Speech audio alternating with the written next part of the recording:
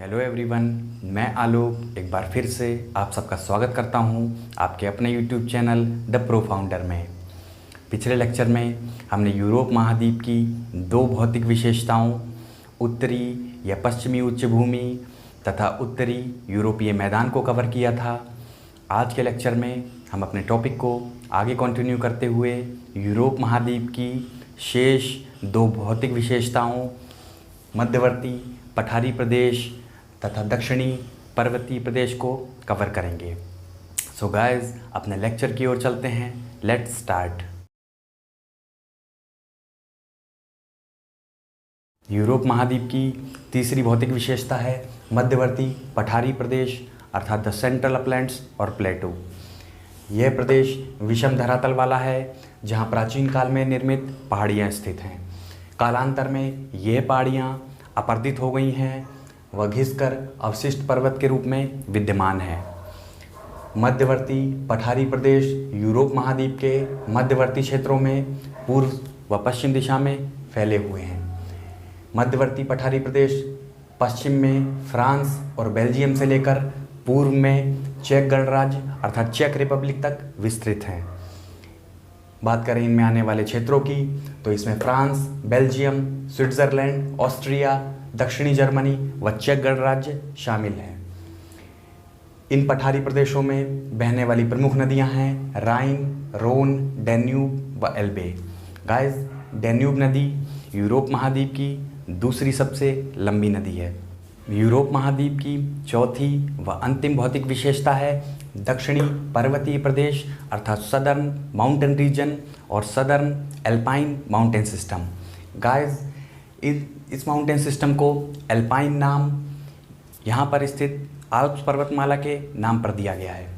यह पर्वतीय प्रदेश पूर्व में स्पेन से शुरू होकर पश्चिम में बाल्कन प्रायद्वीप तक यूरोप के दक्षिणी व मध्य भाग में विस्तृत है। गाइस, आप लोग यूरोप महाद्वीप के फिजिकल मैप को देखेंगे तो वहाँ पे आपको पूर्व में स्पेन से शुरू होकर पश्चिम में रोमानिया व बुल्गारिया तक यह दक्षिणी पर्वतीय प्रदेश फैले हुए दिखाई देंगे। भूमध्य सागर के उत्तर में स्थित यह पर्वतीय क्षेत्र स्पेन, दक्षिणी फ्रांस, मोनाको, इटालियन प्रायद्वीप व बाल्कन प्रायद्वीपों के क्षेत्रों में फैले हुए हैं। गाइस, आप लोग को मैंने इटालियन प्रायद्वीप के बारे में बताया था पिछले लेक्चर्स में।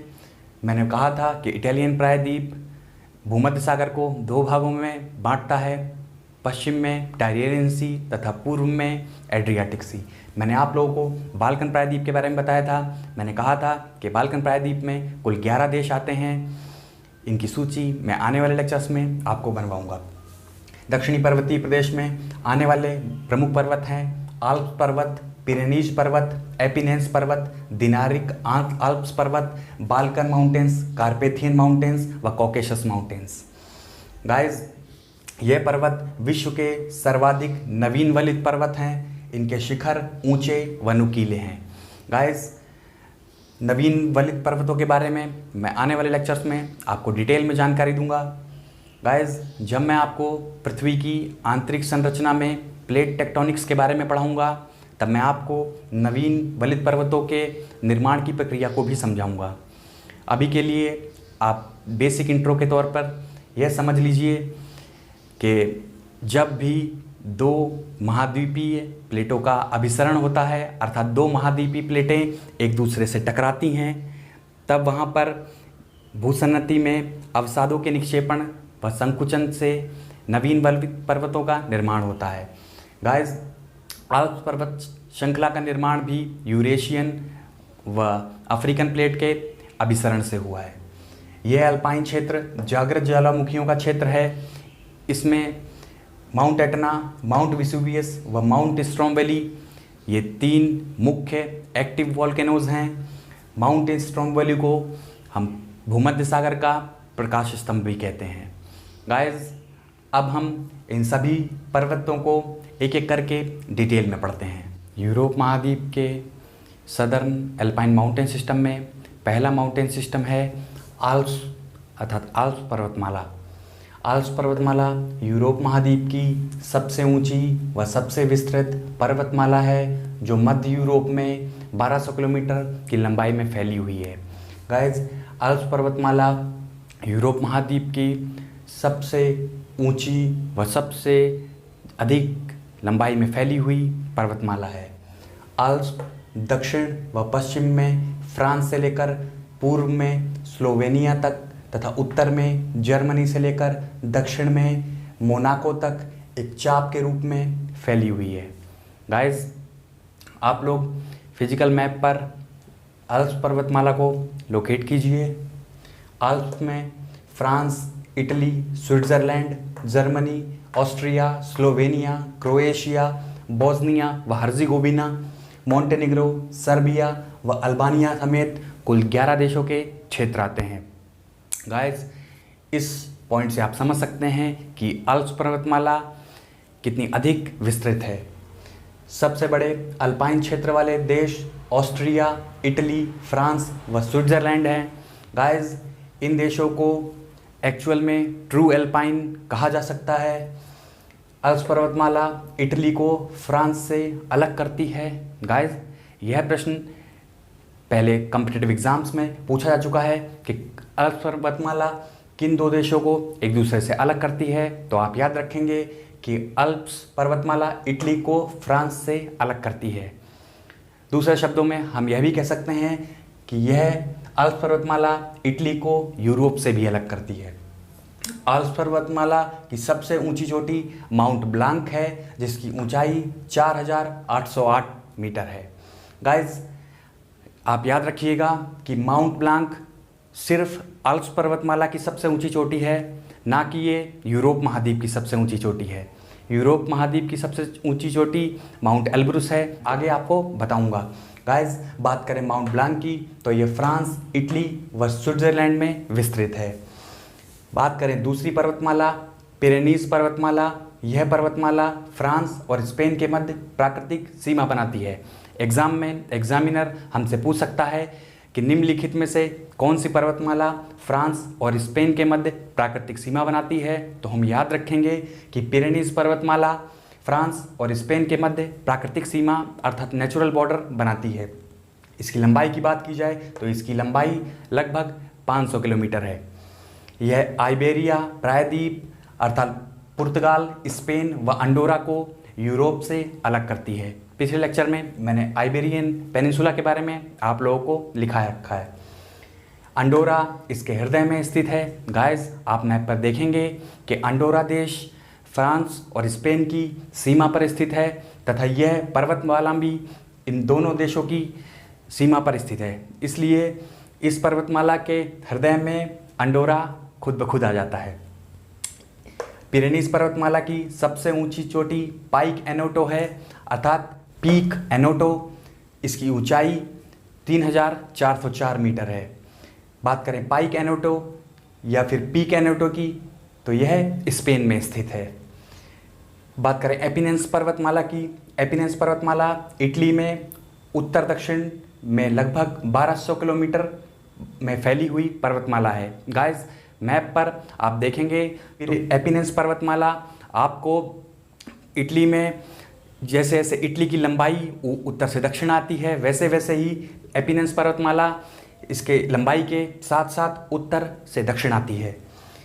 एपिनेंस पर्वतमाला इटली को पूर्व व पश्चिम में बांटती है। गाइस, मैप पर आप देखेंगे कि यह एपिनेंस पर्वतमाला इटली के उत्तर से लेकर दक्षिण तक फैली हुई है तथा इसके एक तरफ इटली का पूर्वी भाग है तथा इसके दूसरी तरफ इटली का पश्चिमी भाग। इस प्रकार एपिनेंस पर्वतमाला इटली को पूर्वी इटली व पश्चिमी इटली में बांट देती है। इसकी सबसे ऊंची चोटी कॉर्नो ग्रांडे, इसे ग्रेट हॉर्न भी कहा जाता है। इसकी ऊंचाई लगभग 2912 मीटर है। यूरोप महाद्वीप की चौथी पर्वतमाला है दिनारिक अल्प्स। गाइस, दिनारिक अल्प्स दक्षिणी व दक्षिण मध्य यूरोप में इटली के उत्तर पूर्व से शुरू होकर स्लोवेनिया, क्रोएशिया, बोस्निया व हर्ज़ेगोविना, सर्बिया, मोंटेनेग्रो, कोसोवो से होती हुई दक्षिण पूर्व अर्थात साउथ ईस्ट में अल्बानिया तक विस्तृत है। गाइस, आप लोग दिनारिक एल्प्स को यूरोप के फिजिकल मैप पर लोकेट कीजिए। इसकी लंबाई की बात की जाए तो इसकी लंबाई 645 किलोमीटर है। गाइस दिनारिक अल्प्स बाल्कन प्रायद्वीप को एड्रियाटिक सागर से अलग करती है। गाइस आप मैप पर देखेंगे तो दिनारिक अल्प्स के पूर्व में बाल्कन प्रायद्वीप है, जबकि इसके पश्चिम में एड्रियाटिक सी है। माजा जेजर सी इसकी सबसे ऊंची चोटी है। इसकी ऊंचाई लगभग 2694 मीटर है। यह माजा जेजर सी अल्बानिया में स्थित है। बात करें यूरोप की 5वीं पर्वतमाला की, यह बाल्कन पर्वतमाला दक्षिण पूर्वी यूरोप में बाल्कन प्रायद्वीप के पूर्व में विस्तृत है। गाइस मैप पर आप बाल्कन माउंटेन्स को लोकेट कीजिए। यह दक्षिण पूर्व दिशा में बुल्गारिया व सर्बिया की सीमा से शुरू होकर पूर्व में बुल्गारिया को उत्तर व दक्षिण 2 हिस्सों में बांटती हुई ब्लैक सी के तट के सहारे विस्तृत है। गाइस इसकी लंबाई लगभग 560 किलोमीटर है। बाल्कन पर्वतमाला की सबसे ऊंची चोटी बोटेव पीक है, जिसकी ऊंचाई लगभग 2376 मीटर है। बोटेव पीक बुल्गारिया में स्थित है। कार्पेथियन पर्वतमाला की बात की जाए तो ये मध्य यूरोप की एक पर्वतमाला है जो पूर्वी चेक गणराज्य व ऑस्ट्रिया से एक चाप के आकार में पोलैंड, स्लोवाकिया, यूक्रेन, रोमानिया होते हुए दक्षिण में सर्बिया तक विस्तृत है। गाइस आप यूरोप महाद्वीप के फिजिकल मैप पे कार्पेथियन पर्वतमाला को देखेंगे तो यह एक चाप की फॉर्म में है, अर्थात आर्क की फॉर्म में है। यह पूर्वी चेक गणराज्य व ऑस्ट्रिया से एक चाप के आकार में शुरू होती है, तब पोलैंड, स्लोवाकिया, यूक्रेन व रोमानिया होते हुए आप पाएंगे कि यह दक्षिण में सर्बिया तक विस्तृत है।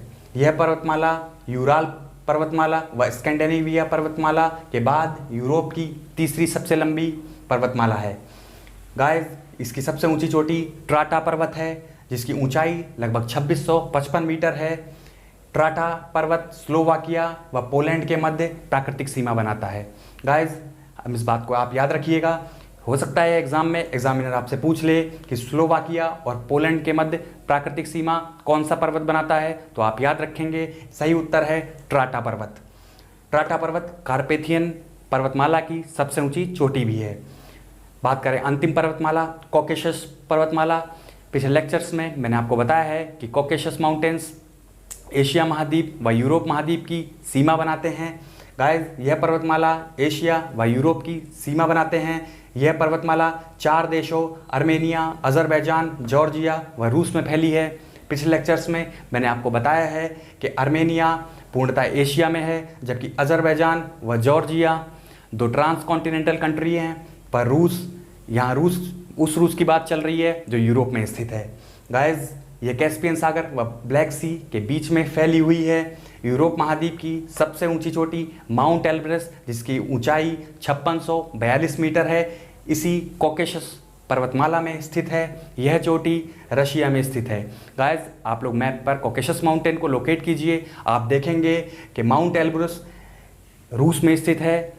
यह उस रूस की बात की जा रही है जो यूरोप महाद्वीप के अंतर्गत आता है। गाइस आज के लेक्चर में बस इतना ही। आज के लेक्चर में हमने यूरोप महाद्वीप की सभी 4 भौतिक विशेषताओं को कंप्लीट कर लिया है। आगे के लेक्चर्स में मैं यूरोप महाद्वीप के द्वीपों व अन्य महत्वपूर्ण तथ्यों को आपके लिए लेकर आऊँगा। आपको ये वीडियो कैसा लगा कमेंट्स में ज़रूर बताइएगा। अगर आपको वीडियो पसंद आया हो तो प्लीज़ वीडियो को लाइक करें, शेयर करें और चैनल को सब्सक्राइब करें। Thank you very much. जय हिंद।